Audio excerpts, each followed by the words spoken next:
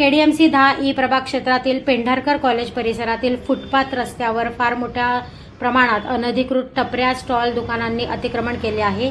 या ठिकाणी गर्दी होऊन ट्रॅफिकची समस्या तर आहेच, शिवाय या टपऱ्यांवर उघड्या गॅस बाटल्यांचा वापर होत आहे। त्यामुळे एखादा गॅसचा बाटला फुटून दुर्घटना होण्याची शक्यता नाकारता येत नाही।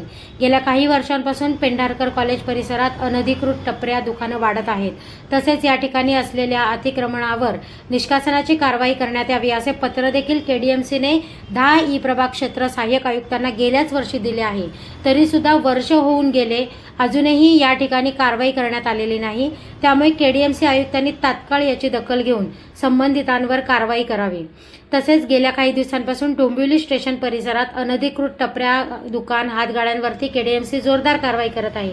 त्यामुळे पेंढारकर कॉलेज परिसरातील देखील अनधिकृत टपऱ्या, दुकानांवरती कारवाई करावी अशी मागणी आता डोंबिवलीकर करत आहेत।